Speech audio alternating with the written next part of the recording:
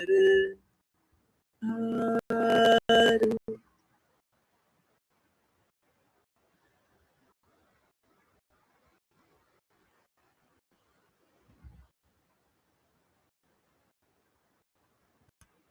कृष्ण। बहुत बहुत धन्यवाद सभी को ज्वाइन करने के लिए। चलिए स्टार्ट करते हैं श्रीमद् भागवतम। जिन जिनको रीड करना है कृपया करके हैंड रेज करें, कंटिन्यू करते हैं। ओके, यस, कौन रीड करेगा? हरिश्याम माता जी, हरे कृष्ण, प्लीज कंटिन्यू। हरे कृष्ण गुरु जी। अनुवाद। राजा रघुगण ने कहा, हे ब्राह्मण, आप इस संसार में बहुत ढके हुए और दूसरों के लिए अज्ञात प्रतीत होते हैं। आप कौन हैं? क्या आप एक विद्वान ब्राह्मण और संत पुरुष हैं? मैं देख रहा हूँ कि आप यज्ञोपवीत धारण कर रहे हैं। क्या आप उन उच्च कोटि के मुक्त संतों में से एक हैं, जैसे दत्तात्रेय और अन्य अत्यंत उन्नत विद्वान? क्या मैं पूछ सकता हूँ कि आप किसके शिष्य हैं? आप कहाँ रहते हैं? आप इस स्थान पर क्यों आए हैं? क्या आपके यहाँ आने का उद्देश्य हमारा भला करना है? कृपया मुझे बताएं, आप कौन हैं? तात्पर्य: महाराज रघुगण वैदिक ज्ञान में और अधिक प्रकाश प्राप्त करने के लिए अत्यंत उत्सुक थे, क्योंकि वे समझ सकते थे कि जड़ भरत या तो शिष्य परंपरा द्वारा या ब्राह्मण वंश में जन्म द्वारा एक ब्राह्मण परिवार से संबंधित थे। जैसा कि वेदों में कहा गया है, रघुगण जड़ भरत को गुरु के रूप में स्वीकार कर रहे थे, लेकिन एक गुरु को केवल यज्ञोपवीत धारण करके ही नहीं, बल्कि आध्यात्मिक जीवन में ज्ञान को आगे बढ़ाकर अपनी स्थिति सिद्ध करनी चाहिए।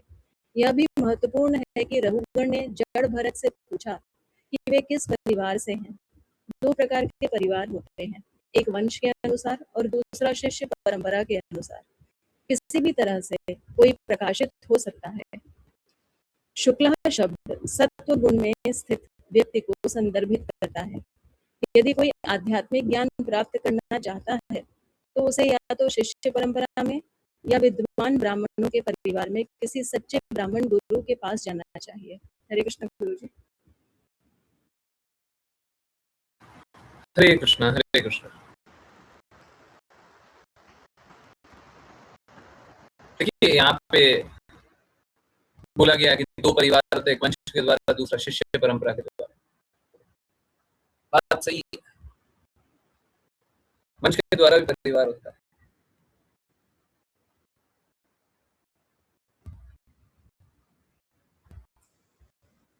और हम लोग वंश को स्वीकारते हैं क्या?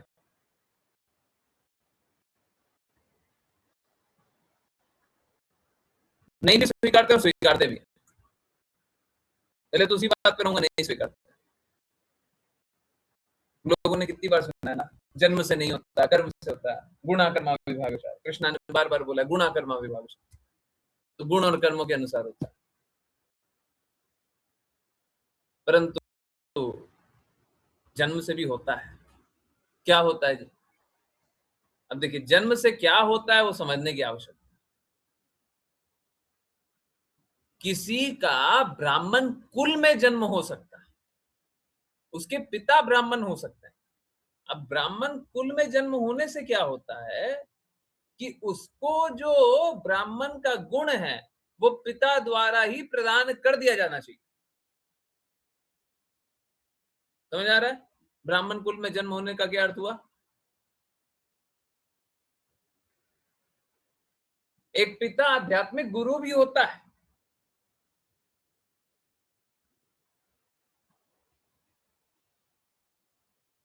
पिता को आध्यात्मिक ज्ञान बताना चाहिए। कंडीशन है, आध्यात्मिक गुरु होता है, पर कब? जब शास्त्रों को जानता हो, जब भगवान कृष्ण की बातों को जानता हो। परंतु हमने तो क्या देखा अपनी परंपरा में, हमने तो क्या देखा अपने संस्कारों में कि श्रीला भक्ति सिद्धांत सरस्वती ठाकुर पूर्ण रूप से शुद्धतम भक्त, पूर्ण रूप से शुद्धतम भक्त के जन्म लिए हुए, श्रीला भक्ति विनोद ठाकुर के घर जन्म लिए हुए। तो कितना सरल था। परिवार में, वंश परंपरा में बोल देते कि देखो मेरा शिष्य है, परंतु नहीं बोले। उन्होंने गौर किशोर दास बाबा जी को, गौर किशोर दास बाबा जी से शिला भक्ति सिद्धांत सरस्वती ठाकुर को गुरु शिष्य परंपरा में लाए।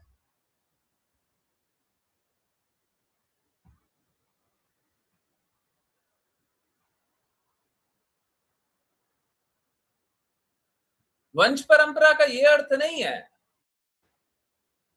कि आपका अधिकार बन गया, ऐसा नहीं।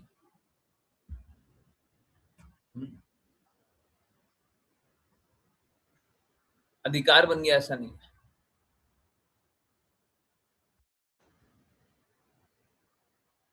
वंश में जन्म ले लिए क्योंकि आपने पिछले जन्म में अच्छे कर्म किए हैं, मान लिया, अब उससे कोई अंतर नहीं पड़ता जी।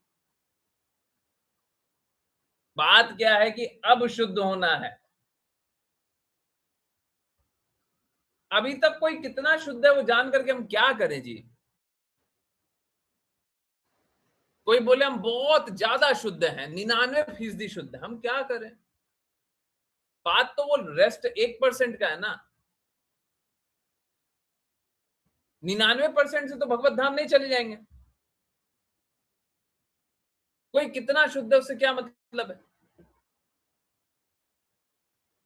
कितना शुद्धि का कार्य करना उससे मतलब है? एक बात बताइए, आप सभी का आयु कितना हो रहा है ना, शरीर का। आप सभी के शरीर का आयु कितना हो रहा है ना, आत्मा का तो आयु नहीं है। आप सभी के शरीर का कितना आयु हो रहा है ना, सबका है? कभी आपने जीवन में बोला है हमने आज तक 28 टन अनाज खाया, 20 टन सब्जी खाई, 10 टन फल खाया, कभी मुंह से बोला है कि आप ये सोचते हैं कि आज क्या खाएंगे, आज क्या पाना है। सब्जी लेने जाते हैं, फल लेने जाते हैं, दाल चावल लेने जाते हैं, तो क्या सोचते हैं कि हमने 28 टन पहले खाया है? सोचते हैं क्या है? तो कल तक क्या किया उसका सोचते हैं क्या? परंतु भक्ति में यह सोचते हैं कि हम इतने उन्नत हैं। भक्ति करते हैं तो सोचते हैं हम इतने उन्नत, जबकि खाया इतना है शरीर में, उसका नहीं सोचते। भक्ति में जो उन्नत है वो तो अपूर्ण इंद्रियों से बोल रहे हैं, पता नहीं मुंह से बोल रहे हैं, अनुभव भी कर रहे हैं कि नहीं कर रहे हैं, वो तो पता भी नहीं।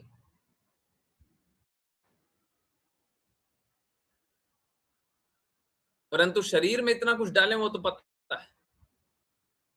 कभी मुंह से बोले हैं कि हमने इतना मल और मूत्र त्यागा है जीवन में? कभी बोले हैं हमारे कारण इतना पानी बर्बाद हुआ है? बोले हैं?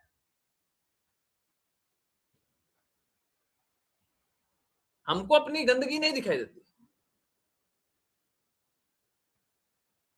हमको अपना उन्नत पोजीशन दिखाई देता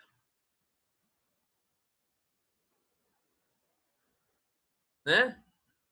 हमने कितना कुछ किया है ये दिखता है। मैं कितना उत्तम। हम्म हम लोग क्या देखते हैं? मैं कितना उत्तम, मैं कितना अच्छा हूं।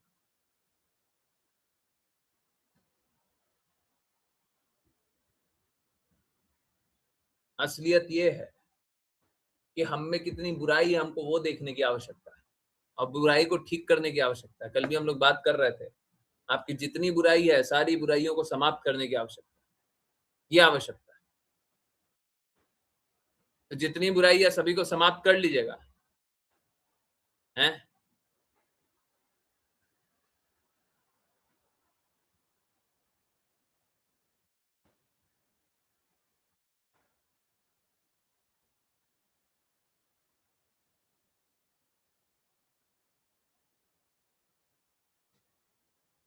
एक मिनट।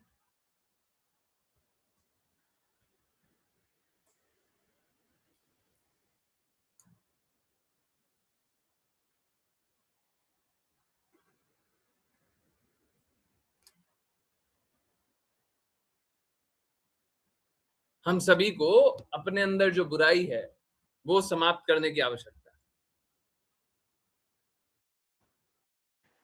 जो भी बुराई है।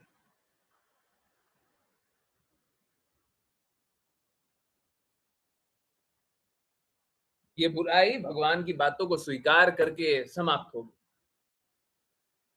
शुद्ध भक्तों की बातों को स्वीकार करके समाप्त होगी, अपने अनुसार और अपने प्रयासों से समाप्त नहीं होगी। आप गलती से ये मत समझ लीजिएगा आप इसको शुद्ध कर लेंगे, नहीं होगा। आप इसको कभी शुद्ध नहीं कर पाइएगा।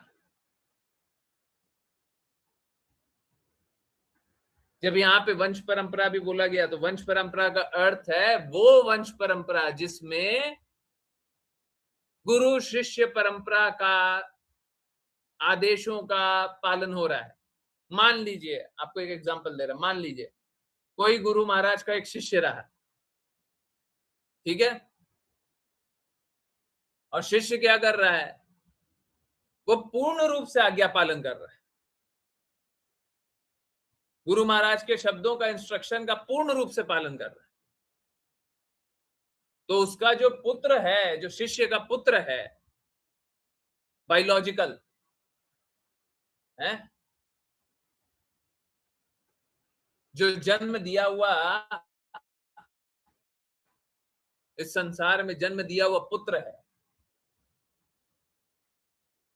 अगर पिता पूर्ण रूप से आज्ञा पालन कर रहा है, पुत्र बस पिता की आज्ञा पालन कर ले तो वो अच्छे से चल पाएगा। समझ आ रहा नहीं आ रहा?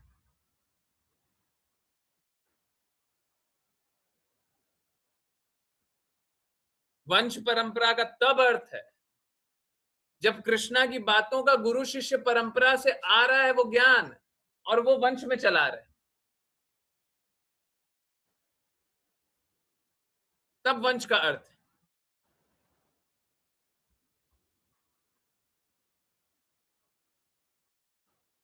फिर से बोल दो, पहले तो जी बोल रही फिर बाद में बोलती है, फिर से बोल दीजिए। हाँ, कोई बात, छोटे छोटे बच्चे ऐसे ही बोलते हैं, स्कूल में करते हैं ना, यस सर समझ आया, यस सर, क्या समझ आया, फिर से एक बार, एक,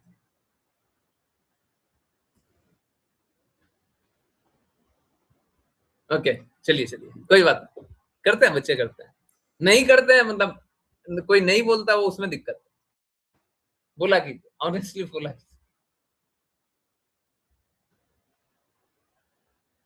देखिए, हमको बस गुरु शिष्य परंपरा से ही मतलब है, परंतु अगर सपोज कीजिए कोई एक प्रामाणिक गुरु है, मैं गुरु महाराज का एग्जांपल ले रहा हूं, गुरु महाराज, या फिर श्रीला भक्ति विनोद ठाकुर का ही एग्जांपल ले लेते हैं, वो तो परफेक्ट एग्जांपल है, श्रीला भक्ति विनोद ठाकुर। अब क्या है, ये तो देखिए कहानी सब बाद में हुआ ना, कि श्रीला भक्ति विनोद ठाकुर ने डायरेक्ट शिष्य नहीं स्वीकारा, श्रीला भक्ति सिद्धांत सरस्वती ठाकुर को, है ना, डायरेक्ट शिष्य नहीं स्वीकारा, गौर किशोरदास बाबा जी को इनिशिएट किया, गौर किशोरदास बाबा जी भक्ति विनोद ठाकुर को इनिशिएट किया और फिर गुरु शिष्य परंपरा से, ठीक।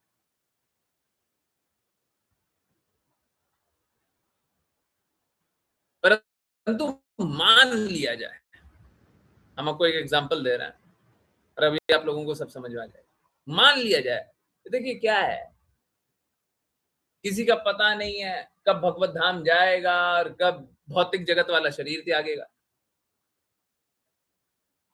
तो मान लिया जाए श्रीला भक्ति विनोद ठाकुर को थोड़ा पहले कृष्णा थोड़ा पहले बुला लिए, अरे भक्ति विनोद ठाकुर आप इतने अच्छे भक्त हो, हमको थोड़ा सा आवश्यकता, इधर आओ, सांसारिक लीला को खत्म करो, जल्दी से आओ, इधर काम करो, हमको आवश्यकता। तो अगर श्रीला भक्ति विनोद ठाकुर को थोड़ी जल्दी बुला देते, वो इस प्रकार से गौर किशोरदास बाबा जी को भी इनिशिएट नहीं किया होता और पहले बुला लिया। अब श्रीला भक्ति सिद्धांत सरस्वती ठाकुर के लिए आवश्यक नहीं है कि गौर किशोरदास बाबा जी को इनिशिएट करते तो उनसे शिष्य परंपरा को स्वीकारते, उनका शिष्य बनते, तब जाकर के वो गुरु शिष्य परंपरा में होते। गुरु शिष्य परंपरा का अर्थ है गुरु शिष्य परंपरा के सिद्धांतों को स्वीकारना। गुरु महाराज के शब्द हैं, डिसाइप्लिक सक्सेशन मीन्स एक्सेप्टिंग डिसाइप्लिक कंक्लूजन। गुरु शिष्य परंपरा का अर्थ है गुरु शिष्य परंपरा के सिद्धांतों को स्वीकारना, सिद्धांतों को स्वीकारना। श्रीला भक्ति सिद्धांत सरस्वती ठाकुर तो पहले से शुद्ध भक्त थे। वो तो श्रीला भक्ति विनोद ठाकुर के सिद्धांतों को स्वीकार दे थे। अब कोई ऑफिशियल सेरेमनी हो या ना हो, उससे कोई अंतर नहीं पड़ता। होने के लिए तो जन्म से पिता पुत्र, परंतु क्योंकि पिता से संस्कार आ चुके हैं, वही संस्कार का पालन कर रहे हैं। और पिता कौन सा? अपने गुरु के संस्कारों का पालन कर रहा है। जगन्नाथ दास बाबा जी,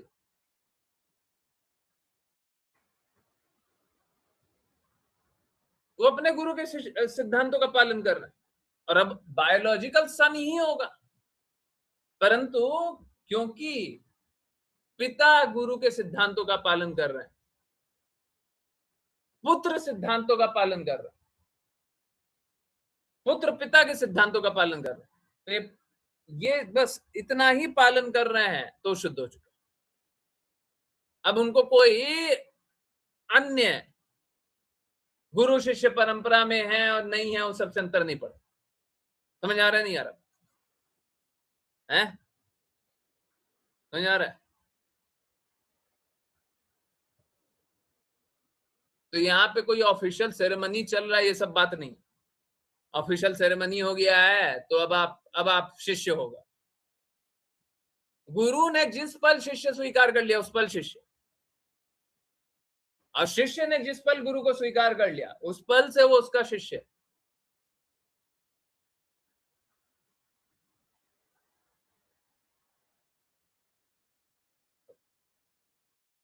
अब होता यही है, हमने तो गुरु स्वीकार कर लिया, गुरु ने हमको नहीं स्वीकारा। नहीं स्वीकारा तो नहीं स्वीकारा। गुरु हमको अस्वीकार कर दे, इसका मतलब ये नहीं है कि हम गुरु को छोड़ दें। समझ लीजिए बात को। गुरु हमें त्याग सकते हैं, हम गुरु को नहीं त्याग सकते। समझ आ रहा है? एक बार गुरु स्वीकारने के बाद आप कभी नहीं त्याग सकते हैं। आप तब त्याग सकते हैं जब गुरु ही प्रमाणिक ना हो, अप्रमाणिक।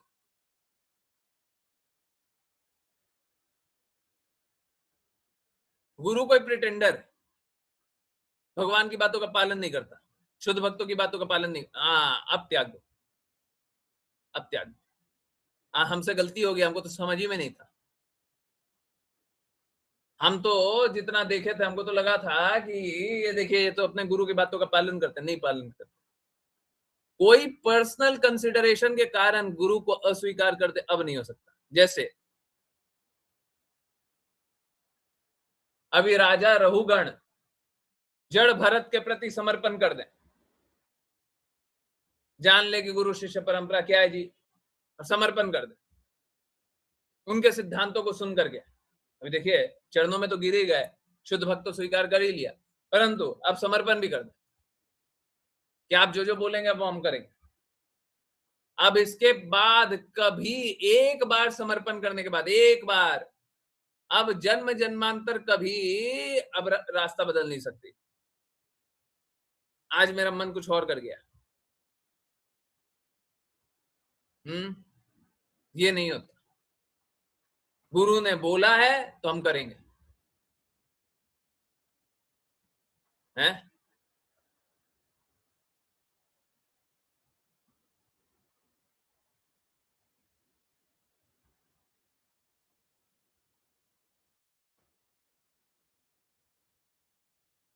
गुरु ने बोला है, जो बोला है हम वो करेंगे। अब हमारा जीवन उन्हीं का। हमको श्रद्धा होना चाहिए जी, किस प्रकार का भगवान से प्रेम है। अगर भगवान की बात, गुरु की बात पर श्रद्धा ही नहीं हो, किस प्रकार का प्रेम? प्रेम ऐसा तो नहीं होता, प्रेम ऐसा तो नहीं होता।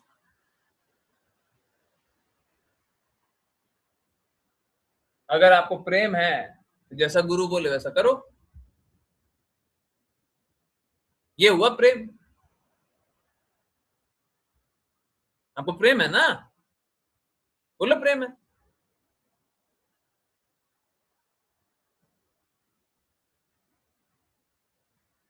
तो अगर कृष्णा से प्रेम है या गुरु से प्रेम है तो कृष्णा जैसा जैसा बोले वैसा वैसा करो। कितने लोग कृष्णा के प्रेमी मिलते हैं ना, पर कितने लोग मिलते हैं जो कृष्णा की बातों का पालन करते हैं।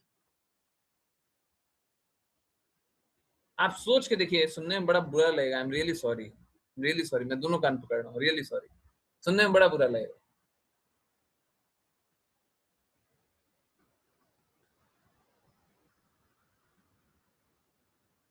ये मालूम है कैसा है? ये ऐसा है कि हमको प्रेम तो किसी लड़की से है। अब भौतिक जगत में प्रेम तो होता नहीं है, परंतु ठीक है, समझिए बात।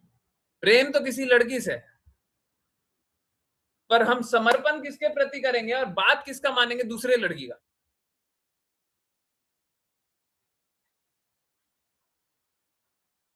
समझ रहे?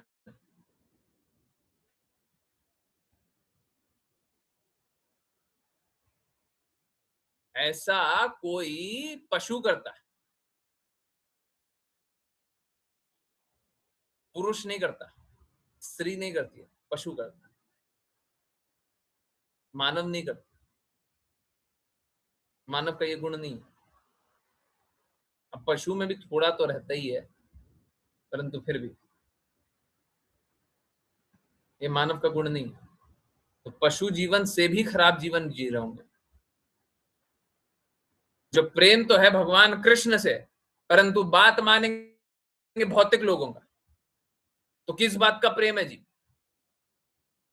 बोले हमको भगवान पर श्रद्धा है, परंतु भौतिक प्रकृति के प्रति समर्पित है, गुरु के प्रति समर्पित नहीं है, भौतिक प्रकृति के प्रति समर्पित। तो कैसा है? आप तो द्वेष करते हो भगवान से, यू हेट कृष्ण।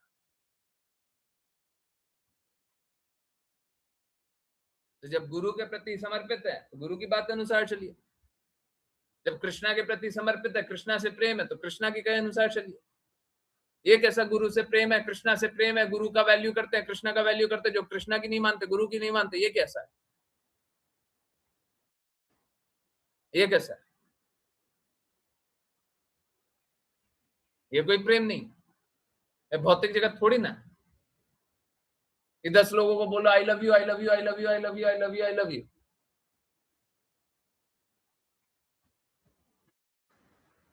है? अगर सच में प्रेम है तो उनके कहे अनुसार कीजिए।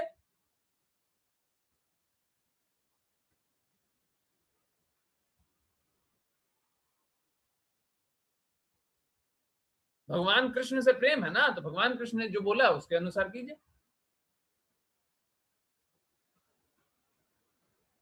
स्वतंत्रता मत रखिए। कितना सरल बात।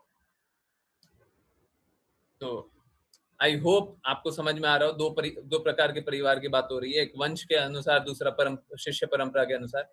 एक्चुअली में दोनों शिष्य परंपरा के अनुसार। वंश का पालन तभी मानेंगे जब वंश में पिता शास्त्रों के अनुसार चल रहा। और शास्त्र कैसे चलेगा? गुरु के अनुसार चल रहा। तो दोनों तरफ से वही गुरु शिष्य परंपरा ही है। एक तरफ से ऑफिशियल है, दूसरे तरफ से ऑफिशियल नहीं, बस यही है। अरे देखो, अंतिम में तो भगवान कृष्ण की बातों का पालन कीजिए।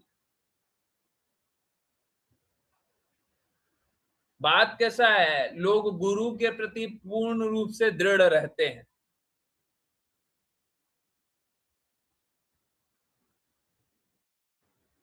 मालूम है, देखिए कैसा होता है, मेरे साथ आज भी हुआ है। कोई एक भक्त है, मैं नाम नहीं बता रहा, कोई एक भक्त है, बहुत ही अच्छा भक्त, बहुत ही अच्छा भक्त, और कल भी हुआ, इनफैक्ट कल भी हुआ, और दोनों बहुत अच्छे भक्त के साथ हुआ, बहुत अच्छे डिवोटी, इनफैक्ट 3 बार हुआ है, पिछले 2 दिन में 3 बार हुआ, 3 बार। क्या हुआ? अब ये बहुत अच्छे भक्त हैं, जो तीनों के बारे में बोल रहा हूं, बहुत अच्छे भक्त, परंतु क्या सिद्धांतों के अनुसार इधर से उधर हिल डुल गए। अब कैसा है, हम सभी में थोड़ा थोड़ा भौतिक प्रकृति है, थोड़ा सा, किसी में थोड़ा ज्यादा भौतिक प्रकृति है। अब भौतिक प्रकृति के कारण क्या करते हैं, थोड़ा गलत गलत काम कर लिया, थोड़ा इधर उधर कर लिया। अब प्रॉब्लम क्या है, प्रॉब्लम ये है, देखिए हमारा किसी से भी प्रेम होगा, वो क्या आत्मीय क्या व्यवहार होगा, हमको बहुत अच्छे लगते होंगे, बहुत अच्छा गुण होगा, सब कुछ होगा, परंतु भक्ति से दूर जाइएगा तो हम छोड़ेंगे थोड़ी ना। तो होने के लिए बहुत अच्छे भक्त, हम उनको बहुत मानते हैं, परंतु क्या है, आप सिद्धांतों का पालन मत कीजिए। अब देखिए क्या होता है, ऑलमोस्ट तीनों तीनों जिसके बारे में बता रहे तीनों रोए हैं।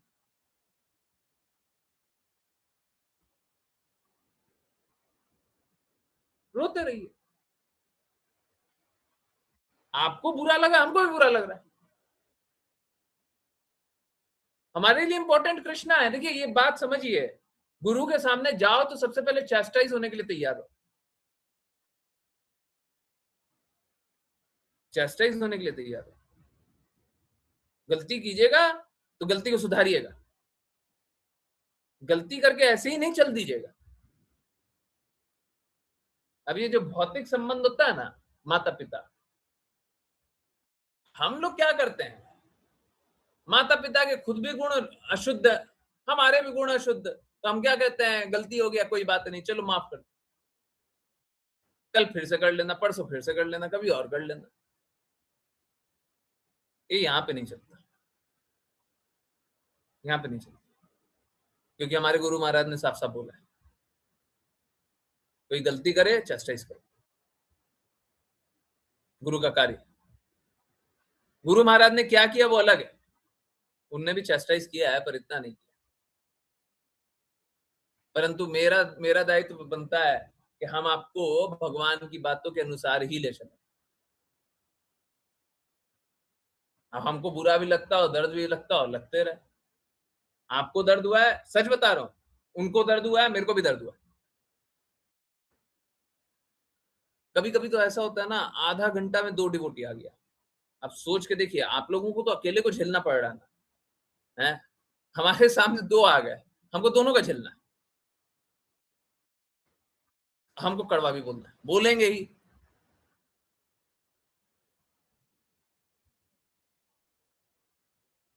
गलती कीजिए, क्यों? क्योंकि देखिए हम सभी में है ना, एक नहीं लाखों गलतियां, लाखों बुराइयां, और सारी बुराई से जब निकलेंगे तब भक्ति करेंगे, तब प्रेमा भक्ति होगा। जब हृदय में कठोरता है ना, मलिनता है ना, तब भक्ति नहीं होती है। हृदय शुद्ध होगा तब भक्ति होगी। अभी तो हम लोग नाम जप करते हैं, तो नाम जप करने में भी प्रेम उतना नहीं अनुभव होता है, परंतु हृदय से मलिनता निकल गई तो फिर नाम जप करेंगे तो प्रेम अनुभव होगा। कृष्णा का लीला सुनते हैं तो हाँ ठीक है, थोड़ा बहुत अनुभव होता है, पर उतना अनुभव नहीं होता। अगर मलिनता निकल गई तो कृष्णा का लीला सुनेंगे और भाव विभोर रहते रहेंगे।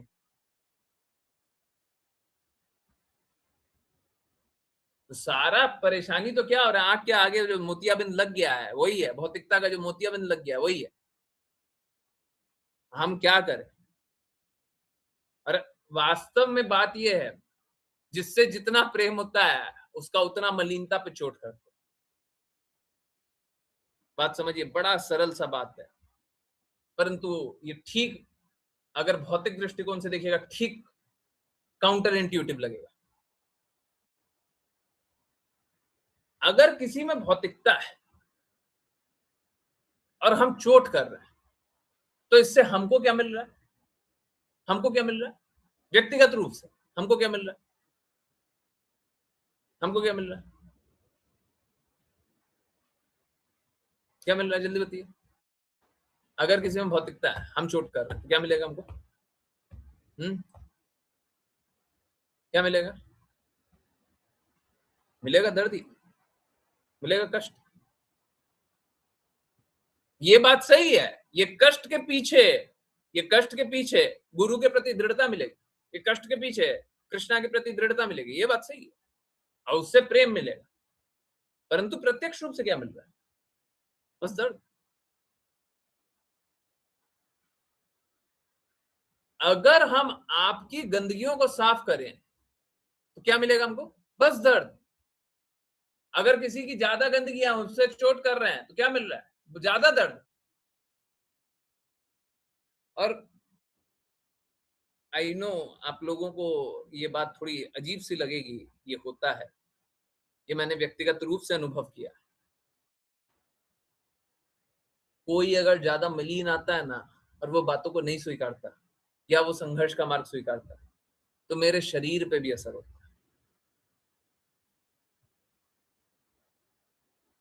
ये मैंने अनुभव किया, ये होता है, होता है, होता है।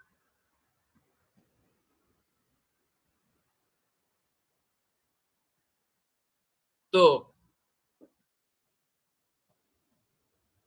गंदगी तो आपकी, बुराई आपकी, निकाल हम रहे हैं। आपको बुरा लग रहा है क्योंकि आपकी गंदगी को बताएंगे तो बुरा लगेगा, परंतु झेल कौन रहा है? आपके साथ साथ कितनों का दर्द झेलना पड़ रहा है। आप तो अपना दर्द लेकर के बैठे हो। अभी तो हम बता दिए 3 डिवोटी, 3 अच्छे डिवोटी। हमने क्या दिया? चाहे वो 10 मिनट में ही सर झुका दे, हम छोड़ेंगे नहीं, छोड़ेंगे नहीं। हाँ, बड़ा मुश्किल होता है।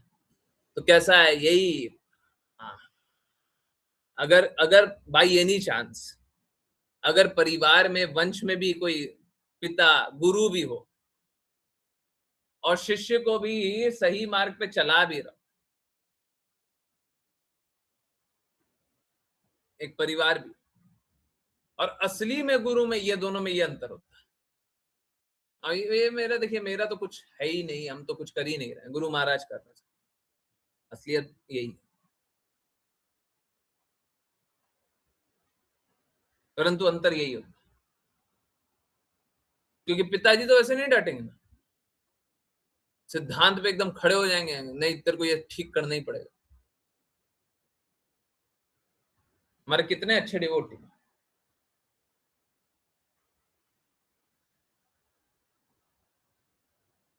कम से कम 1 महीने से मैं ठीक से बात नहीं कर रहा। क्यों? क्योंकि सिद्धांतों का पालन नहीं कर रहा, सिद्धांतों के अनुसार सही नहीं चल रहा। और बहुत लोग है, बहुत लोग बोलते हैं हम सही चलेंगे, अब सही चलेंगे, नहीं चलते। तो नहीं चलते तो हम भी कड़क रहेंगे। आप सर झुकाइए, आप कहे अनुसार चलिए, आप हाँ, हाँ, हाँ, आदर्शों का पालन कीजिए, हम भी सरल रहेंगे। हमको कोई अच्छा थोड़ी ना लगता, हमको कोई अच्छा नहीं लगता, कृष्णा को कोई अच्छा नहीं लगता। सच बता रहे, हम तो कुछ नहीं है, और कृष्णा को कभी दर्द देकर के अच्छा नहीं लगता। परंतु आप सही नहीं चलते, आप गलत चलना चाहते हैं, तो क्या करेंगे? क्या करेंगे? गलती भगवान में नहीं है, गलती हम में। हम ही प्रेम को अस्वीकार कर देना चाहते हैं, हम ही गुरु की बात के अनुसार नहीं चलना चाहते। ये हमारा है, हम स्वतंत्रता रखना चाहते हैं।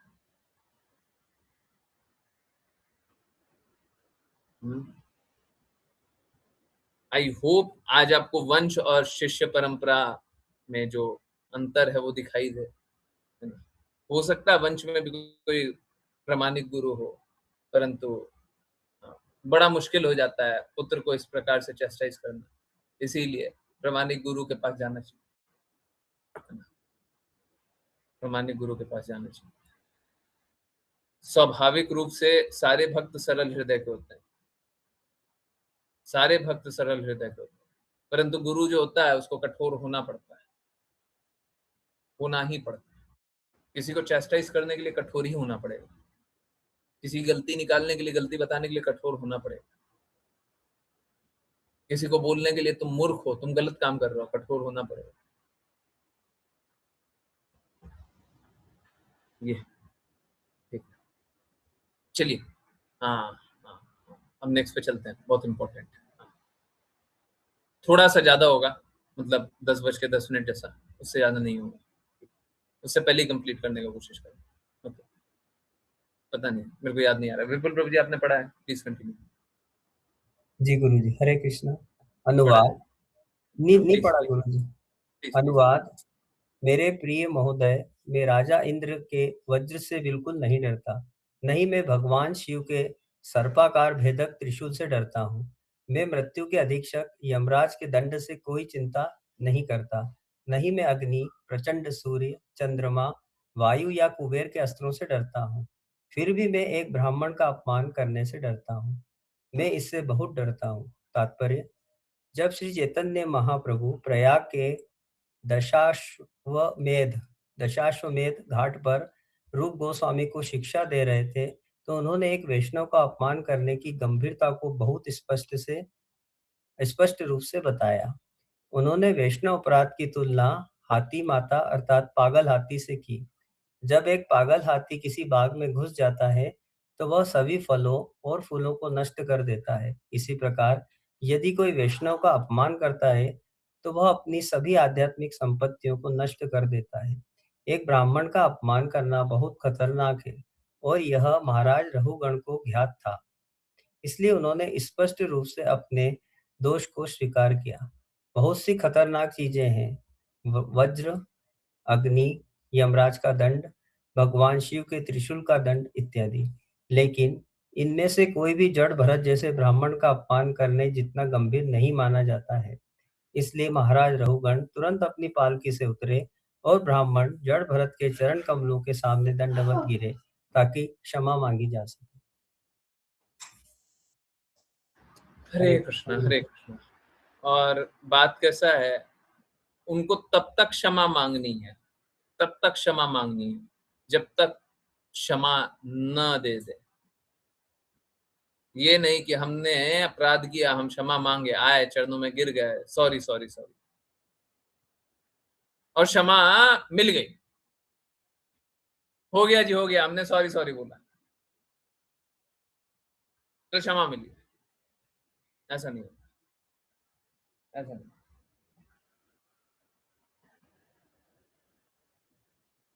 अगर आप जन्म जन्मांतर भी क्षमा मांगते रहे और वो क्षमा नहीं करे, तो आपको मांगते रहना। बस इसमें ये है कि आप कुपित ना कर दीजिए। कभी कभी क्या होता है, लोग क्षमा मांगते मांगते भी दे क्रॉस लिमिट, है ना। वो क्या करता है, वो उल्टे परेशान करता है। अगर कोई वैष्णव थक गया और आप जा रहे हो, नहीं हमको क्षमा कर दीजिए, वो बोल रहा है भाई हमको अपना काम भी करने दोगे, नहीं करने दोगे, नहीं क्षमा कर दीजिए, क्षमा कर दीजिए। ऐसा नहीं है। परंतु एक वैष्णव के प्रति किया गया अपराध अक्षम्य है। अगर वैष्णव न माफ करे तो कौन माफ करेगा। लोग वैष्णव अपराध करते हैं। मैं बार बार बोलता हूँ, यहाँ पे ही बोल रहा हूँ, आप अपने प्रामाणिक आध्यात्मिक गुरु के प्रति अपराध मत कीजिए, वैष्णव के प्रति अपराध नहीं होगा। यहाँ पे पागल हाथी के समान बताया गया है, पागल हाथी हो ही नहीं पाएंगे, हैं। वैष्णव के प्रति अपराध को बहुत गंभीर बताया है चैतन्य महाप्रभु।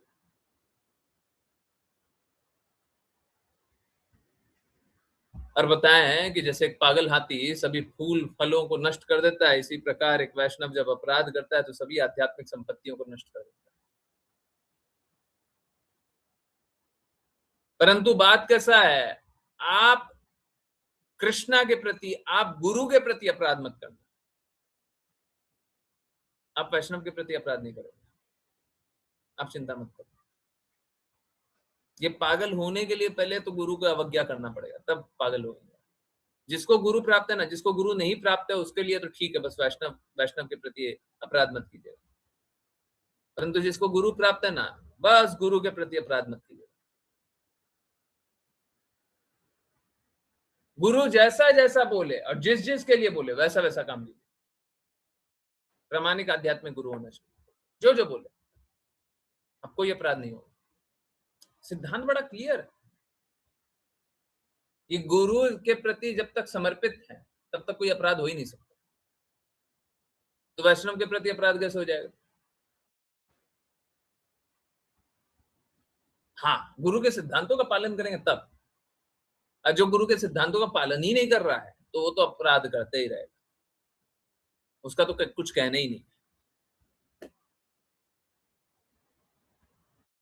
परंतु मैं पहले भी आप लोगों को बता रहा था, एक वैष्णव के प्रति अपराध किया जाने वाला कभी माफ नहीं होता। तो प्रामाणिक आध्यात्मिक गुरु के प्रति अपराध करना तो अलग ही लेवल का है। वो तो मतलब उससे बड़ा अपराध कोई कर ही नहीं सकता भक्ति जीवन में। कृष्णा के प्रति, निधि के प्रति अपराध करना, इससे तो बड़ा कोई अपराध होगा ही नहीं।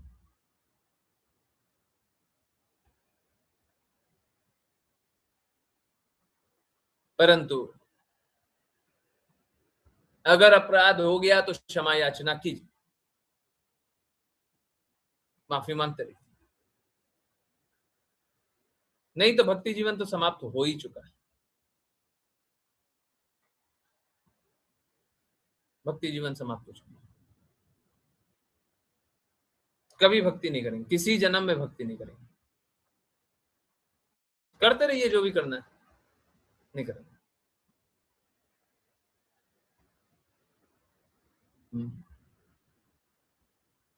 आध्यात्मिक संपत्ति को नष्ट कर लेता है। देखिए, कभी ऐसा बात नहीं होता।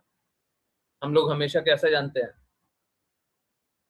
कि भक्ति का कभी नाश नहीं होता, परंतु एक वैष्णव के प्रति किया गया अपराध भक्ति का नाश होने के बराबर है। आध्यात्मिक संपत्ति को नष्ट कर लेना, ये क्या है? बहुत डरावना चीज। किसी देवी देवता के प्रति भी अपराध कर लीजिएगा, मतलब उनको अगर कृष्ण का प्रतिनिधि नहीं जानिए, देवी देवता के नियम के प्रति अपराध कर लीजिएगा। आई होप आप लोग समझ रहे हो। कोई नियम है उनका बनाया हुआ, उसके प्रति अपराध कर रहे हैं तो ठीक है, कोई बात नहीं। क्या होगा? हमको सजा मिलेगा। तो बोल रहे हैं, राजा रहुगण बोल रहे हैं कि वज्र से, अग्नि से, यमराज के दंड से, भगवान शिव के त्रिशूल से डर नहीं लगता, परंतु एक वैष्णव के प्रति किए गए अपराध से सबसे ज्यादा डर लगता है। यहाँ पे वही बात, वो सबसे डर नहीं लगता। देखिए, फिर से वही बात है जो आध्यात्मिक गुरु के लिए बोले, वही यहाँ पे राजा के लिए है। दोनों पिता के ही है, दोनों पिता के ही समान है। पिता ही जाने जाते हैं, आध्यात्मिक रूप से पिता ही होते हैं। राजा भी एक पिता होता है। तो इनका एक पिता का दायित्व होता है कि वो चास्टाइज करे, वो गलती को निकाले, वो गलत का प्रतिकार करे, वो गलत को गलत बताए। उनका ये निर्धारित कर्तव्य है। तो देखिए, ऐसे तो राजा रहुगण ने बहुत बड़ा गलती किया, परंतु ये सच बात है, ये उनका निर्धारित कर्तव्य है कि अगर प्रजा में कोई निष्क्रिय हो रहा है तो प्रजा के निष्क्रियता को, उसको एंड करवाना, ये उनका दायित्व है, उनका निर्धारित कर्तव्य। ये करना पड़ेगा उनको। राजा बने हो ये करना पड़ेगा, पिता बने हो ये करना पड़ेगा। तो देखिए, उनने तो गलत के प्रति अपराध किया, गलत के प्रति बोला ना, जड़ भरत के प्रति बोला। परंतु अगर मान लिया जाए कि कोई ऐसे ही, समझिए कितना गंभीरता है, कोई ऐसे ही कार्य न करना चाहता। भगवान कृष्ण ने क्या बोला है? निष्क्रियता अलाउड है नहीं, हम सभी को अपना निर्धारित कर्तव्य करना है ना।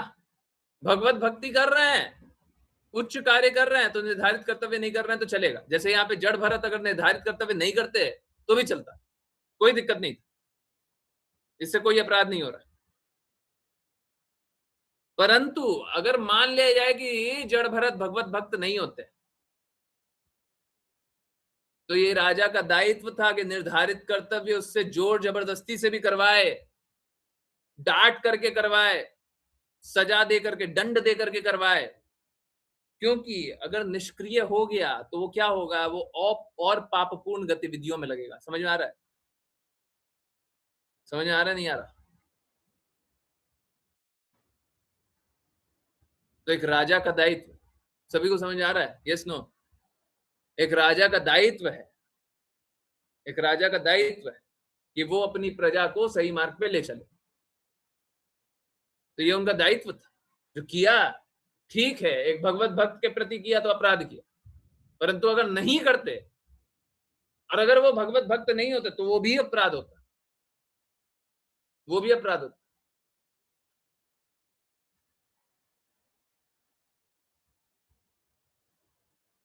सोच के देखिए कर्मों का बंधन किस प्रकार का है। किए तो मरे, नहीं किए तो मरे हैं। इसीलिए बोलते हैं भौतिक जगत में रहना बड़ा मुश्किल। गुरु की आज्ञा पालन कीजिए, भक्ति कीजिए, कृष्णा के धाम जाइए, ताकि इन प्रकार के कष्टों में ना फंसिए, नहीं तो दोनों तरफ से फंस जाइएगा। अगर उसको चैस्टाइज नहीं करते तो फंस गए, कि आपने निष्क्रिय बना दिया, अपनी प्रजा को निष्क्रिय बना दिया, अपने संतान को, अपने पुत्र को निष्क्रिय बना दिया। आपको राजा होने का कोई अधिकार नहीं, आप अपनी प्रजा को निष्क्रिय बनाते हो, आपको राजा होने का कोई अधिकार नहीं। तो अगर चैस्टाइज किया, चैस्टाइज नहीं किया तो गलत किया, और अगर भगवत भक्त को चैस्टाइज कर दिया तो भी गलत किया। इनफैक्ट यहाँ पे आप लोगों शास्त्र में भी आप लोग पढ़ते होंगे, बोला ही जाता है बार बार, क्या वृंदावन वासियों को नहीं डांटना चाहिए, वृंदावन वासियों की गलती नहीं निकालनी चाहिए। ब्रजवासी कोई कोई मतलब बस ऐसे ही अनधिकृत रूप से रहता, उसके लिए नहीं बोल रहा। कोई वृंदावन की चेतना में डूबा हुआ व्यक्ति हो, कोई भगवत प्रेम में डूबा हुआ व्यक्ति हो, उसको हम कुछ भी गलती निकाल रहे हैं तो फिर क्या होगा, हम अपना भक्ति का नाश करेंगे।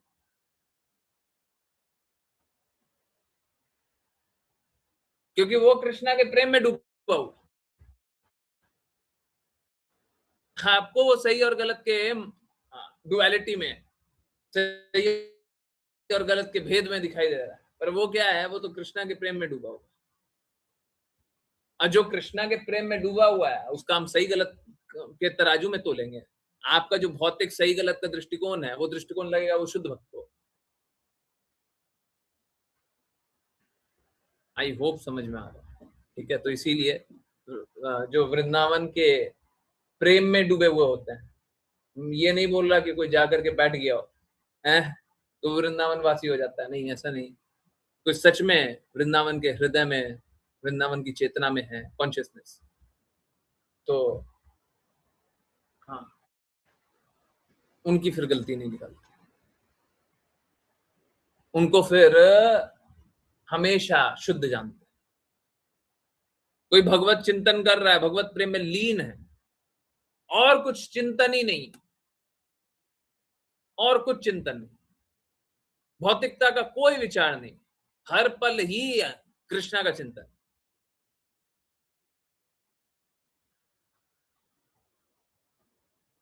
दिखावा के लिए नहीं, सच में हर पल बिना किसी बंधन में, तो हम उनकी गलती नहीं।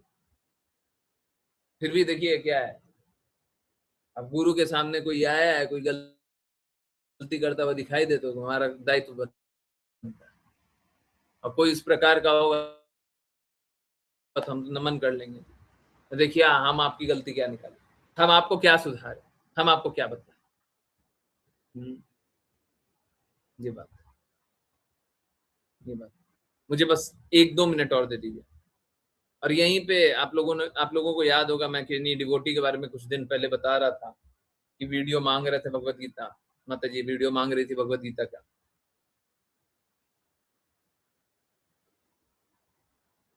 तो वही लग रहा था, आप तो श्रील प्रभुपाद के लिए कितना भावपूर्ण कीर्तन करती, तो हम आपको क्या बताएं क्या सही है क्या गलत,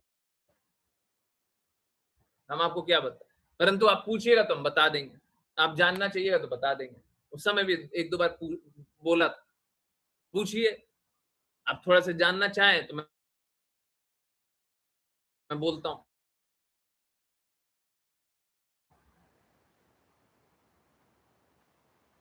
तो यही बात है, तो हम लोगों को जो ऊंचा हो उससे संभल करके बोलना चाहिए, कहीं उसका अपमान ना हो जाए। अपमान ना हो जाए।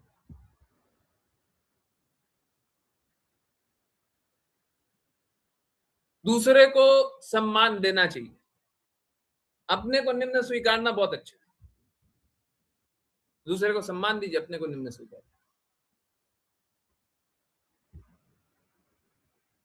ठीक है, आई होप आप लोगों को सारी बातें समझ में आ रही है। चलिए अब करते हैं वैष्णव प्रणाम मंत्र, फिर किन्हीं की कोई जिज्ञासा हो तो वो लेंगे। रियली सॉरी, 10 बजा ही दिया। अरे समय दीजिएगा तो हम क्या करेंगे। ओके, हाँ, कोई हैंड रेज नहीं है। ओके, विपिन प्रभु जी, हरे कृष्ण। हरे कृष्ण गुरुजी। वाञ्छाकल्पतरुभ्यश्च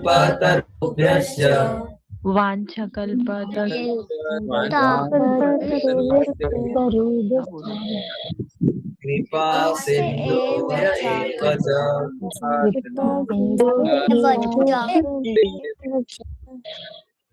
पतितानां पावनेभ्यो वैष्णवेभ्यो नमो नमः।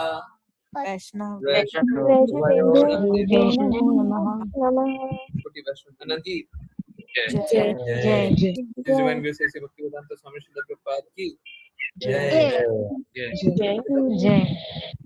सरस्वती ठाकुर गौर कृष्णदास बाबू जी ठाकुर जगन्नाथ दास बाबू जी नामाचार्य श्री हरिदास ठाकुर की जय जय। श्री रूप सनातन भट्ट रघुनाथ जी गोपाल भट्टदास रघुनाथ की जय जय। श्री कृष्ण सच्चिदानंद श्री अद्वैत गदाधर शिव श्री द्वार भक्तवृंद की जय गंगा माई यमुना माई वृंद देवी तुलसी महारानी पुरी द्वारका वृंदावन धाम की जय भगवद गीता श्रीमद् भागवतम चैतन्य चैतन्य की जय की जय हरे कृष्णा हरे कृष्णा हरे कृष्णा कृष्णा कृष्णा हरे हरे राम राम हरे हरे कृष्णा कृष्णा कृष्णा हरे राम राम हरे कृष्णा कृष्णा हरे हरे हरे राम कृष्णा राम कृष्णा कृष्णा हरे कृष्णा हरे हरे हरे राम राम राम हरे हरे। कृष्णा गुरु जी। हरे कृष्णा प्रभु जी। हरे कृष्णा गुरु जी। हरे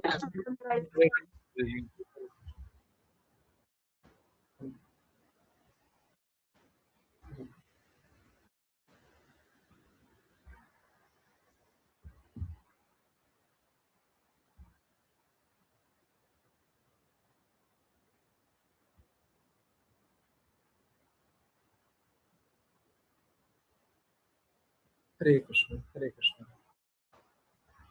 हरे कृष्ण हरे कृष्ण।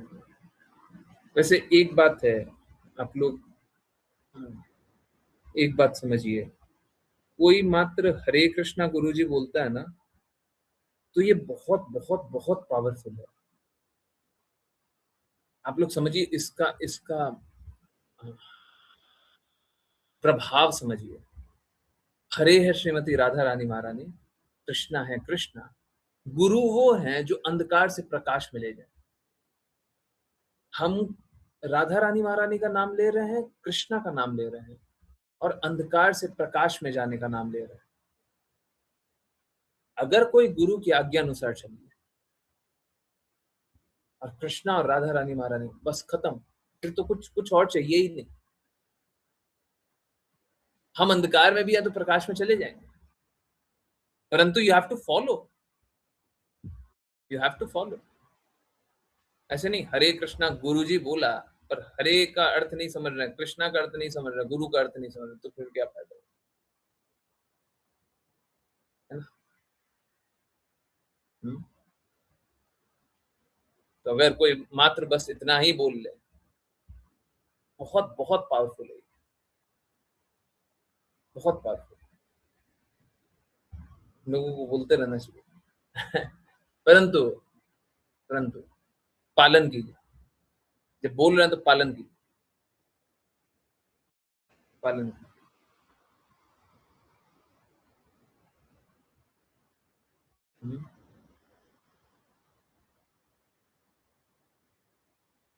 पालन,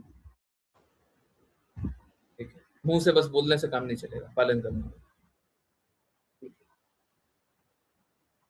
यस,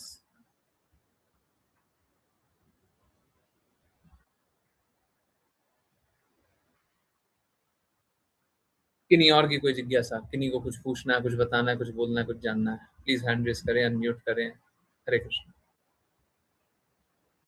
आज ही मैं सोच रही थी गुरुजी, कृषिप की आवाज नहीं सुनाई थी बहुत दिनों से, and there he was today. हाँ, तो Krishna provides whatever our heart desires. ये सच में होता है, ये सच में होता है, ये सच में होता है। छोटी बड़ी बात की कोई बात ही नहीं है। छोटी बड़ा तो हमारा भौतिक दृष्टिकोण है। सच में आप अगर हृदय से चाह लोगे तो सब सब हो जाएगा, होगा ही होगा।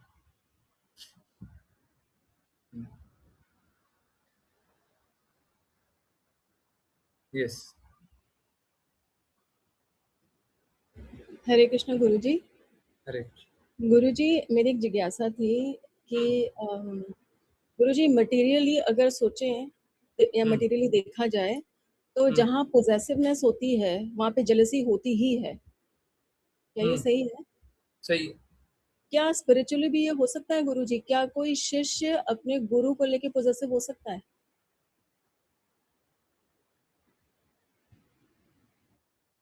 नहीं हो सकता है, पर नहीं होगा, ये बात बिल्कुल सही है।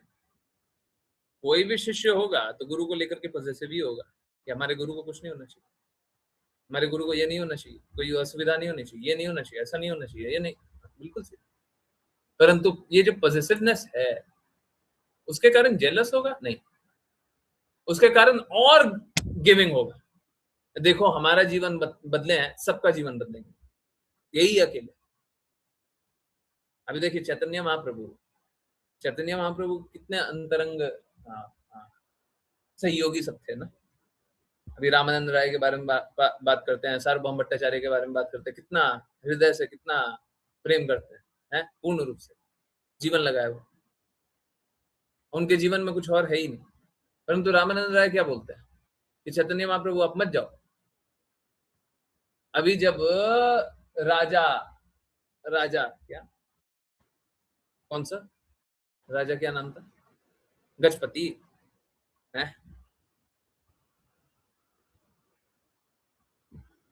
नाम याद नहीं आ रहा, रहुगण गुरु, रहुगण, नहीं नहीं रहुगण, नहीं नहीं, चेतन प्रताप रुद्र, प्रताप रुद्र। हाँ, तो राजा प्रताप रुद्र, अब देखिए वो तो बाहर का व्यक्ति है ना, तो रामानंद राय या सार्वभौम भट्टाचार्य को ऐसा लगा कि ये चैतन्य महाप्रभु के सामने आ गया तो देखो हमारा वैल्यू नहीं होगा। हुआ क्या? पॉजिटिव जरूर होंगे कि चैतन्य महाप्रभु को कुछ ना, बिल्कुल होंगे, परंतु वो हमेशा चाहेंगे तुम भी लूटो, सब लूटो। हाँ, पर ये बात सही है, ये बात सही है, ये बात सही है, बिल्कुल सही है। अगर गुरु का अहित होता वो दिखेगा, क्योंकि गुरु और शुद्ध भक्त अपना अहित भी कराते कराते कराते, ये बात एकदम सही।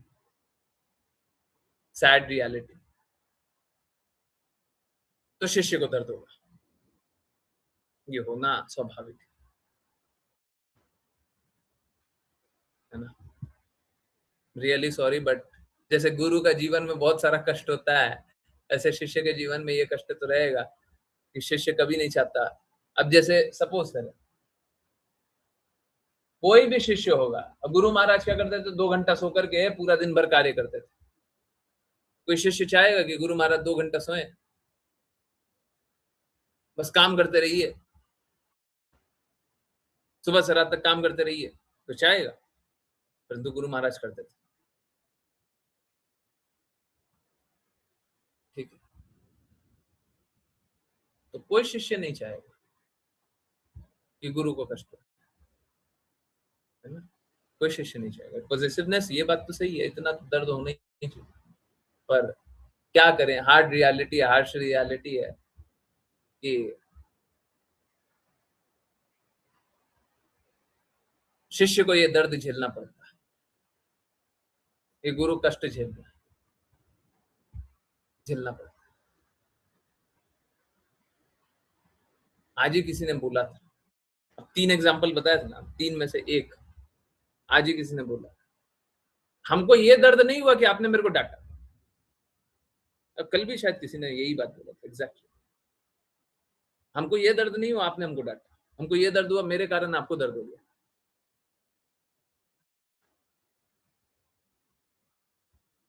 अब ये न चाहते हुए भी होगा, ये न चाहते हुए भी होगा, ये होगा।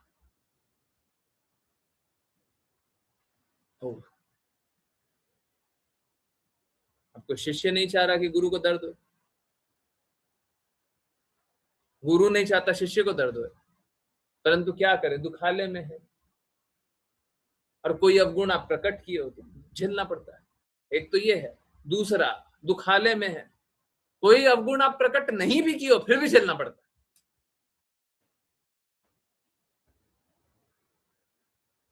हमको प्रेम है, बस इसके कारण झेलना पड़ रहा है। गुरु को कष्ट हो रहा है, हमको तो दर्द होगा। जिसको गुरु से प्रेम है उसको दर्द हो, क्यों नहीं हो? गुरु कष्ट झेल रहा है, आपको दर्द नहीं हो? देखिए, अगर दर्द हो रहा है ना, तो मेरा एक निवेदन स्वीकारिए, बहुत जोर से काम कीजिए, बहुत दृढ़ता से काम कीजिए। जिसको दर्द होता है ना, हमारा बस एक ही निवेदन, अरे छोड़िए बाकी सब बंधन, छोड़िए बाकी सब कष्ट, छोड़िए सब कुछ, काम कीजिए। आपको दर्द होता है ना, गुरु महाराज के साथ बुरा हुआ, याद है? यही बात मैंने बोला था, गुरु महाराज के साथ बुरा हुआ, आप लोगों को दर्द हो रहा है ना, देख करके दर्द हो रहा है ना, अब आप काम करो। अगर सच में दर्द हुआ है तो काम करो, क्योंकि उन्होंने सारा कुछ किस लिए किया, सारा दर्द किस लिए झेला, ताकि हम तक श्रीमद् भागवतम पहुंच जाए, ताकि हम तक भगवत गीता पहुंच जाए, ताकि हम तक चैतन्य चेतामृत पहुंच जाए, ताकि हम तक शुद्ध शास्त्र पहुंच जाए, ताकि हम तक शुद्ध भक्ति पहुंच जाए। गुरु महाराज ने कष्ट इसलिए झेला है, सारा कष्ट झेला है, हमारे लिए झेला है। तो अब काम करो, पहले तो पालन करो और फिर प्रचार करो। First you accept, then you preach. और प्रीच करने का बहुत बहुत तरीका है। गुरु के अनुसार हरि गुरु वैष्णव की सेवा में लगी है, गायों की सेवा में लगी है, अच्छे से कार्य कीजिए, जीवन को सार्थक बनाइए, आसक्तियों से दूर रहिए, कार्य कीजिए। तो अगर दर्द हुआ है तो काम करो, अगर गुरु की महिमा करना है तो काम करो, काम करो, तब गुरु प्रसन्न रहेंगे। ठीक है, तो इनएविटेबल है, रियली सॉरी, पर ऐसा होता ही है, दर्द होता ही है, सारे शिष्यों को दर्द होता है। तो क्या करें, इसके लिए बड़ा विपरीत स्थिति है। आपने कुछ गलत किया नहीं, फिर भी आपको झेलना पड़ेगा। ठीक इसी प्रकार से गुरु ने कुछ किया नहीं है, शिष्यों के गंदगी के कारण झेलना पड़ता है। अरे काम कर लो, क्यों गंदगी खेल रहे हो? काम कर लो, गुरु महाराज को प्रसन्न कर दें।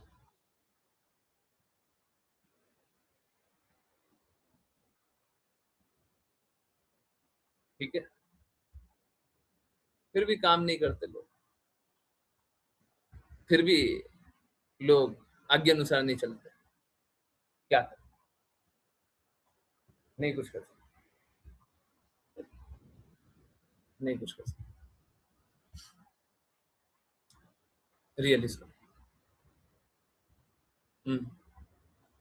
बताइए, आंसर हुआ? जी गुरुजी। गुरुजी, एक और एक और जिज्ञासा थी गुरुजी, जब फॉल्स ईगो आप इतनी अटैक भारी भारी जिज्ञासा क्यों पूछते हैं? हाँ, पूछिए। सॉरी गुरुजी, जब फॉल्स ईगो अटैक होता है उस मोमेंट में क्या करना चाहिए? कभी-कभी तो समझ में नहीं आता है, मतलब जब वो निकल जाता है इवेंट या इंसिडेंट तो समझ में आता है कि रीज़न क्या था। लेकिन अगर उस मोमेंट में समझ में आ रहा है, तब भी मुझे ऐसा लगता है कभी-कभी मैं बहुत कोशिश करती हूँ लेकिन मैं निकल नहीं पाती हूँ।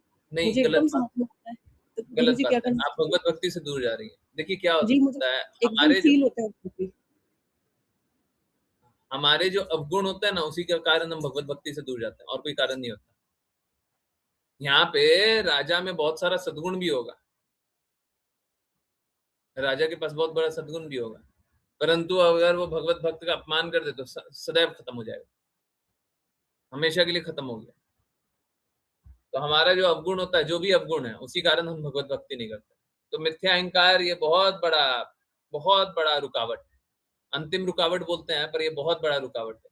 इनफैक्ट मैंने लिखा भी है, वाणी पोस्ट भी आना है कि क्या है, एग्जैक्ट पढ़ देते हैं, परंतु अभी देखिए बहुत एडिट वेडिट होता है, जो लिखा होता है उसमें बहुत एडिट होता है। ठीक है,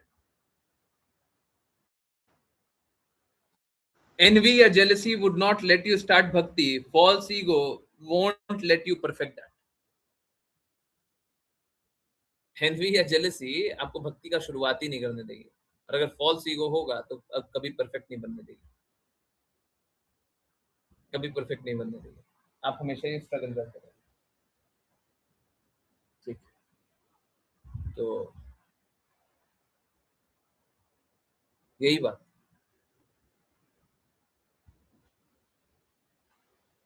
तो गुरुजी उस मोमेंट में क्या किया जाए? मतलब मुझे रियलाइज़ेशन होता है और आप बिल्कुल सही कह रहे हैं, उस समय प्रेम फ़ील नहीं होता है, क्योंकि वो अपने हाँ, ही अहंकार में डूब जाते हैं हम लोग। लेकिन उससे मैं बाहर कैसे निकलूँ? मुझे समझ में आ रहा है, तो भी मैं कोशिश करके कभी-कभी तो हो जाता देखिए है। क्या है ना, फॉल्स ईगो आता क्यों है, पहले ये बताइए, मिथ्या अहंकार क्यों आता है? गुरुजी, अगर अपनी मुझे जहाँ तक लगता है कि अपनी इच्छा अगर पूरी ना हो या अपने मन मुताबिक काम ना हो, तो ही, या जो हमारी चलिए डिज़ायर्ड एक्सपेक्टेशंस होती हैं, वो मीट ना हो तो। चलिए, मिथ्या क्या है, मिथ्या अहंकार में मिथ्या क्या है?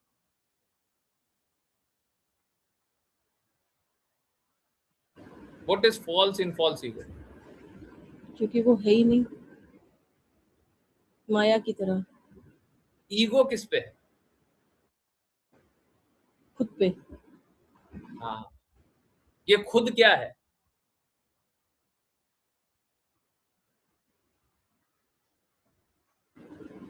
खुद तो कुछ है ही नहीं गुरुजी। क्या है? नहीं है, तभी तो आप ईगो कर रहे हो। नहीं पता मुझे गुरुजी, खुद क्या है? आप स्वयं की अपनी आइडेंटिटी क्या देख रहे हो? जब मिथ्या अहंकार आ रहा है तो आप स्वयं की आइडेंटिटी क्या देख रहे हो? हम अपने हाउ आप डू को यू सी योरसेल्फ? उच्च देख रहे हैं या बेटर देख रहे हैं, ऐसा कुछ शायद। उच्च देख रहे हैं, पर किस चीज को उच्च देख रहे हैं?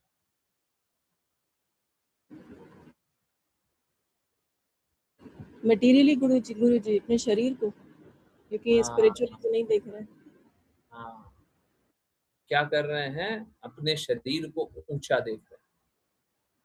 अब आप बताइए, अगर आपको ये मिथ्या अहंकार कभी आ जाए तो आपको क्या करना चाहिए? बड़ा सरल सा बात है, हमको अपना दृष्टिकोण नहीं लगाना चाहिए, हमको गुरु के दृष्टिकोण से देखना चाहिए। खत्म कहानी। आपको मिथ्या अहंकार किस चीज का आ रहा है? अरे, अगर आप अपने आप को शरीर जान रहे हो तो आप तो संघर्ष करोगे।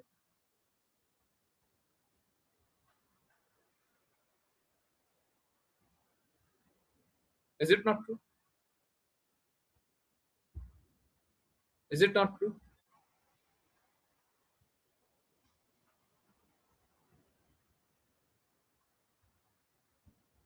जैसे अभी आप जिज्ञासा पूछ रही हैं, अभी हो सकता है कोई आपका मजाक बनाए, है, कोई आए जोर जोर से हंसने लग जाए, अनम्यूट करे, जोर जोर से हंसे, तो आपको क्या करना चाहिए? क्या करना चाहिए बताइए?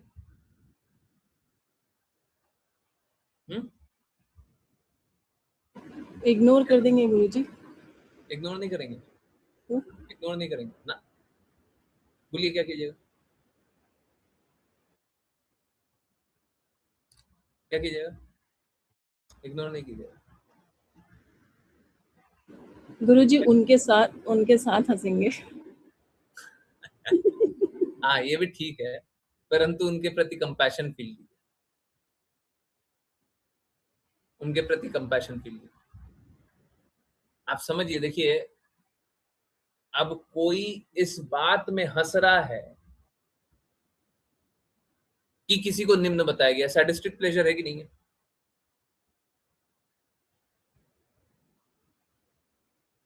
है कि नहीं है? अगर किसी को सैडिस्टिक प्लेजर में मजा आ रहा है, तो आप उसके साथ शरीर में क्यों डूब रहे हो? वो तो पहले ही शरीर में डूबा हुआ है, वो शरीर में भी डूबा हुआ है, सैडिस्टिक प्लेजर भी मिल रहा है। अगर आत्मा में डूबा हुआ होता तो दूसरे का मजाक नहीं बनाता। समझ आ रहा है? कोई मजाक बनाएगा तो क्या करना है? कंपैशन फील करना। बेचारा अभी भी शरीर में डूबा हुआ है, बेचारा अभी भी सैडिस्टिक प्लेजर ढूंढ रहा है। कोई भौतिकवादी करेगा तो क्या करना है? इग्नोर कर। भौतिक प्रकृति किस प्रकार से संघर्ष कर रही है उसकी। भक्त होगा या थोड़ा अच्छा गुण में होगा, कोई सतोगुणी होगा मान लिया जाए, या जिसको हम ठीक कर सकते हैं, उसके लिए हम कंपैशन फील करें। वैसे तो हम सभी के लिए कंपैशन फील करें। हम क्या कर सकते हैं? अगर सपोज करें भौतिकवादी भी कोई संघर्ष कर रहा है, तो हमको ये अनुभव करना चाहिए हम क्या कर सकते हैं। अगर नहीं कर सकते तो उसको छोड़ दीजिए, इग्नोर कीजिए। नहीं कर सकते तो देखिए, निर्धारित कर्तव्य कब तक होता है? जब तक आप काम कर सकते हैं। कर ही नहीं सकते, झूठा झूठा बस कंपैशन फील कर रहे हैं, अब बेचारा कितना संघर्ष कर रहा है, जबकि आप कुछ कर ही नहीं रहे। तो करो ना, अगर कंपैशन फील कर रहे हो तो काम करो उसके लिए। अभी जैसे जड़ भरत कंपैशन फील कर रहे थे रघुगण के लिए, तो राजा रघुगण को बोल दिया ना। समझ आ रहा है? तो अगर कोई स्ट्रगल कर रहा है तो उनको स्ट्रगल करने दीजिए, कंपैशन फील कीजिए, है ना, अगर संभव हो तो ठीक है। पॉलिसी को आने मत दीजिए। हमारा दृष्टिकोण, आप अपना दृष्टिकोण एकदम गुरु के कहे अनुसार चलिए। और मैं देखता हूं अक्सर लोग गुरु के कहे अनुसार चलने बोलते हैं तो रोबोट बन जाता है।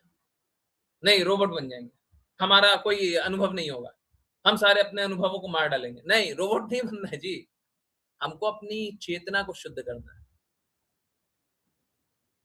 आप समझिए, देखिए, ये कैसा होता है? ये होता है कि हम लोगों का बुद्धि और हृदय, हम लोगों का बुद्धि और हृदय दोनों काम नहीं कर रहा। इट्स लाइक ये दोनों डेड है, ऑलमोस्ट डेड है, या फिर नेगेटिवली चल रहा है। ये ज्यादा सही दृष्टिकोण है। नेगेटिवली चल रहा है, दोनों नेगेटिव चल रहा है। अगर हम इन दोनों का उपयोग करेंगे तो निश्चित रूप से बुरा करेंगे। हमको क्या करना है? गुरु का बुद्धि, जैसा गुरु बोले वैसा, गुरु का हृदय, हमको उसी अनुसार चलिए। जब करते रहेंगे करते रहेंगे करते रहेंगे करते रहेंगे करते रहेंगे, विधि विधानों का पालन करते रहेंगे, गुरु के प्रति समर्पित रहेंगे, गुरु के चरणों में डूबे रहेंगे, गुरु के कहे अनुसार कार्य करेंगे, जो जो गुरु बोलेगा सब करेंगे, तो ये दोनों ठीक हो जाएगा। और फिर क्या? ये दोनों का उपयोग कृष्ण के लिए करना है। समझे? तो फॉल्स ईगो कब आएगा? जब आप अपना ये और ये उपयोग कीजिएगा। है वो लेफ्ट राइट में थोड़ा कंफ्यूज हो जाता है। लेफ्ट ये होता है, हाँ ये इधर लेफ्ट साइड होता है, हंसिए नहीं, हाँ ये होता है। हाँ ठीक है। तो जब तक अपने बुद्धि और अपने हृदय का उपयोग कर रहे हैं, निश्चित रूप से आप बुरा करेंगे। गुरुजी, मुझे आपने जो भी मुझे समझाया वो मुझे सब समझ सबको में आ समझ गया, आ गया। लेकिन गुरुजी उस वक्त में एक सेंटेंस को ही बता दीजिए ताकि वो मैजिक हो जाए और मुझे ये समझ में आ जाए कि मुझे ये नहीं करना है।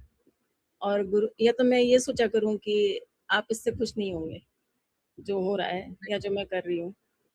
नहीं, वो एक सेंटेंस वो बताया था, आज ही बताया था, हरे कृष्णा गुरु जी, जी काम हो गुरुजी। जाएगा। जी गुरुजी। देखिए, अगर गुरु के अनुसार नहीं चले तो हरे कृष्णा नहीं मिलेंगे। अगर गुरु के अनुसार नहीं चले तो हरे कृष्णा नहीं मिलेंगे। पहले गुरु के प्रति समर्पित रहिए। जो गुरु बोले सब कीजिए, तब हरे कृष्णा मिलेगा। ठीक है, गुरु के प्रति नतमस्तक रहिए। थैंक यू सो मच गुरुजी। जी गुरुजी। हरे कृष्णा गुरुजी। हरे हरे कृष्णा, हरे कृष्णा। हम भी हरे कृष्णा गुरुजी बोलते हैं। हरे कृष्णा गुरुजी। गुरु ही कृष्णा और राधा रानी महारानी को देता है। हमको भी वैसे हरे कृष्णा गुरुजी बोलना चाहिए। हम बस हरे कृष्णा बोल देते हैं आप लोग। हमको भी मुड़ करके देखना चाहिए। हरे कृष्णा गुरुजी। हाँ, अब ठीक है। सही बात है। पावर का आप ही लोग उपयोग करते रहिए, है ना। हाँ, सही बात। तो हाँ, गुरु के प्रति हमेशा समर्पित रहिए, तो फिर फॉल्स ईगो नहीं आएगा। ये बोलते हुए मैं एक बात स्वीकारूंगा कि मुझे जब चीजें अव्यवस्थित और बिगड़ती हुई दिखाई देती है, तो जबकि मुझे ऐसा लगता नहीं है कि संभाव टूटता है, परंतु चिढ़ना आता है। ऐसा लगता है क्यों नहीं काम कर रहा है, और अक्सर इसी बात पे चिढ़ना आता है, काम क्यों नहीं हो रहा है। मुझे इस पे थोड़ा काम करने की आवश्यकता है। मैं स्वीकारता हूँ। मैं भी हरे कृष्णा गुरु जी बोलता हूँ, पर मुझे उस समय भी नहीं लगता कि संभाव टूटता है, जबकि बहुत फ्रस्ट्रेशन फील होता है। जैसे अभी कृपा मार के लिए काम नहीं, अब कृपा मार के लिए नहीं, वो मेरे को पर्सनल काम समझ लीजिए। काम तो वो अभी भी वही हो रहा है और काम का लक्ष्य भी वही है, परंतु देखिए, मैं आप लोगों को क्लियर कर दूं एक बार। पहले क्या हो रहा था, पहले जो भी काम हो रहा था और जो भी काम कर रहे थे, सारा काम किसके लिए हो रहा था? डिवोटीज के लिए हो रहा था। हमको घर पे कुछ नहीं ले जाना था, सारा बात वही था। अभी बात वही है। अरे घर पे ले भी गए, अगर हम ले भी गए तो हम क्या कर लेंगे उस पैसे का? हमको जीवन वैसे ही जीना है।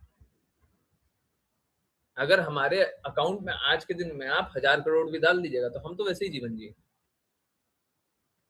हाँ, जो बेसिक आवश्यकताएं हैं वो चाहिए, वो तो चाहिए।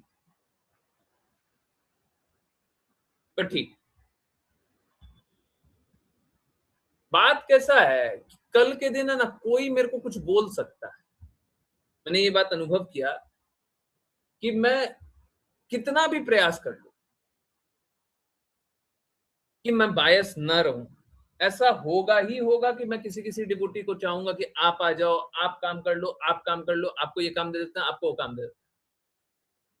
अब बाकी लोगों को दिक्कत हो सकता है, आपने उनको ये कैसे काम दे दिया, इतना कैसे पैसा दे रहे हैं, उतना कैसे उनको मिल रहा है, उतना उनके लिए कैसे हो रहा है, इतना उनके लिए कैसे हो रहा है, आप इतना समय उनके लिए लगा रहे हो, वो कर रहे हो, ये कर रहे हो।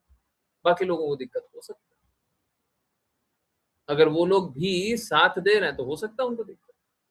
मेरे लिए तो नहीं कर रहे हैं, ऐसा तो नहीं हो रहा है, होना नहीं चाहिए।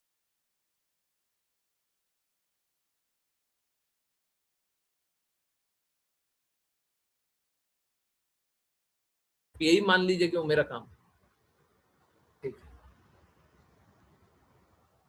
मैं आगे की बात बोलना नहीं चाहता, परंतु अगर काम अच्छा चलेगा तो हम कुछ और भी करेंगे। ठीक है, देखते हैं, देखते हैं, कोशिश करते हैं कि कार्य अच्छे से हो।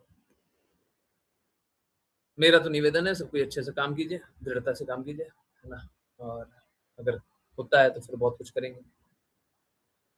बहुत जांच परख करके, सोच करके काम करने का कोशिश कर रहे हैं, जबकि जिस काम के लिए शुरू में लगे थे वो काम अगर मैं प्रैक्टिकली चाहूं तो शायद 5, 7, 10 दिनों में स्टार्ट कर सकते हैं। दूसरा एक और काम देखे थे, वो भी 5, 7 दिनों में स्टार्ट कर सकते हैं, पर वो दोनों काम नहीं कर रहे हैं। करेंगे, ऐसा नहीं है नहीं करेंगे, करेंगे।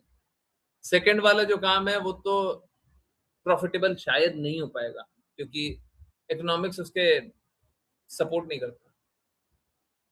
फिर भी आप लोगों के लिए बहुत इंपॉर्टेंट है। तो जो दूसरा काम है जो प्रॉफिटेबल नहीं है, फिर भी आप लोगों के लिए बहुत इंपॉर्टेंट है, कभी बाद में बताएंगे, पहले हो जाने दीजिए। करते हैं पहले काम करने दीजिए। अभी अगर हम वो अनप्रॉफिटेबल काम में ही दिमाग लगा लिए तो फिर पता चलेगा कि उसी में मेहनत लग रहा है, उसी में एफर्ट लग रहा है, आगे कुछ कर नहीं रहे हैं, उसी में डूबे हुए हैं। वो सब नहीं चाहिए। वो हो सकता है 6 महीना, 1 साल, 2 साल बाद भी करें, कोई बात नहीं, ठीक है। पर पहले हमको स्पेशली हमारे डिवोटीज अच्छे से रहें। I have to see to it. मेरे लिए वो प्रायोरिटी है। मैं अपने डिवोटीज को संघर्ष करते हुए देख रहा हूँ, वो मेरे को नहीं चाहिए, नहीं चाहिए। मेरे को नहीं स्वीकार है। मेरा बस चले तो हम रात को नहीं सोए, हमको नींद नहीं आती,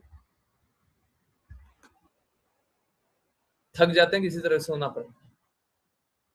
पर सच में ऐसा लगता है जैसे क्यों ही सो रहा है, पाप कर। तो किसी तरीके से अपने आप को थोड़ा डाइवर्ट करने की कोशिश करने, ज्यादा मत सोचो, क्योंकि फिर सिर दर्द होगा, परेशान होंगे। एनीवेज, तो यही स्थिति है, ठीक है। आई होप सब कोई अच्छे से भक्ति करें, है ना।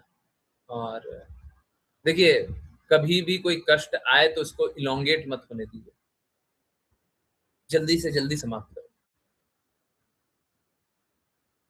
कोई अगर डिविएट करता है ना, हमको बहुत बुरा लगता है। हमको लगता है आज के आज ही शुद्ध नहीं हो सकते, आज ही आप कष्टों से नहीं निकल सकते। कितने ही लोगों के लिए ये बात सोचता हूँ, अनुभव करो। आज ही नहीं हो सकता है, आज ही नहीं मान जाएंगे, कल एक और दिन बर्बाद करेंगे, पता नहीं कितना महीना बर्बाद करेंगे, कितना समय इसमें बर्बाद करते रहेंगे। हमको तो बुरा लगता है, हमको तो बुरा लगता है। मान जाए, कष्टों से निकल जाए, बहुत अच्छा। तो हम डिवोटीज का भी कष्ट नहीं देख पाते, हमको बुरा लगता है। तो निवेदन यही है, संघर्षों से जल्दी निकले। बहुत बहुत धन्यवाद सभी का ज्वाइन करने के लिए। ज्वाइन करते रहिए, चैंट करते रहिए, कृष्णा के नाम का प्रचार करते रहिए, कृष्णा के प्रेम का प्रसार करते रहिए, सदा कृष्णा के प्रेम में दृढ़ रहिए।